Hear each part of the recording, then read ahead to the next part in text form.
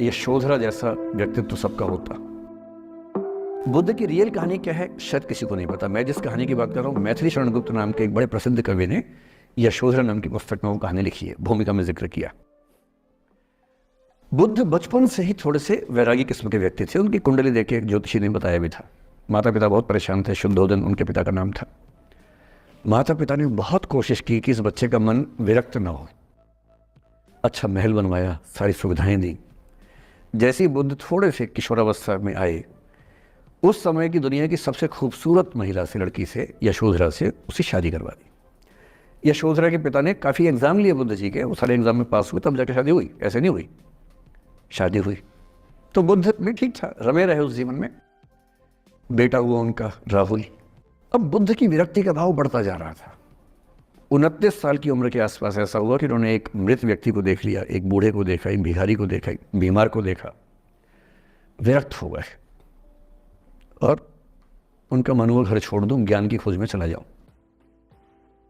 अब ज्ञान की खोज में जाएं, उनको पता है कि भाई मेरी पत्नी भी है, मेरा बेटा भी है, राज्य भी है, कैसे छोड़ दूं?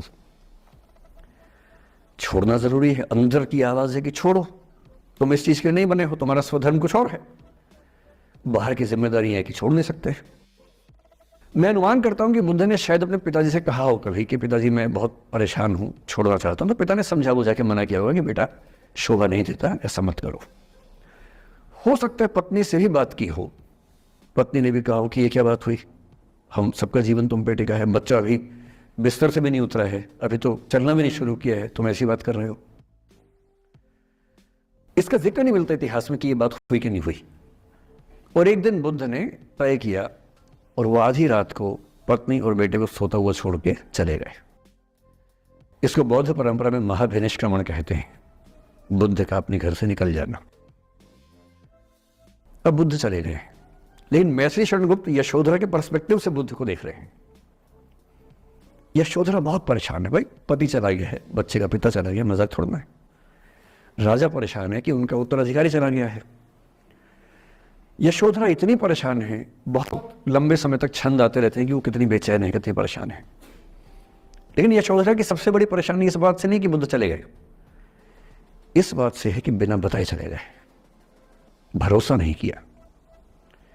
और वो अपनी सहेली से कहती है, सिद्धि हेतु स्वामी गए, यह गौरव की बात। मुझे गर्व है कि मेरा पति इतने महान काम के लिए गया है।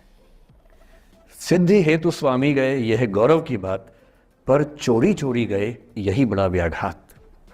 सखी सखी वो मुझसे कहकर जाते, कह तो क्या वो मुझको अपनी पथ बाधा ही पाते, क्या मैं रास्ता रोकती उनका? उसके मन में ये मलाल है कि बिना बताए चले गए। वो इस भाव को लेट गो नहीं कर पा रही है, परेशान है। फिर बुद्ध को ज्ञान मिला। 6 साल की तपस्या के बाद बोधगया में बोधि वृक्ष के नीचे ज्ञान मिला। बात फैल गई। जो 5 शिष्य बुद्ध को छोड़ के भाग गए थे उनके बुरे वक्त में, उन्हीं 5 को बुद्ध ने सबसे पहले ज्ञान दिया सारनाथ में, जिस धर्म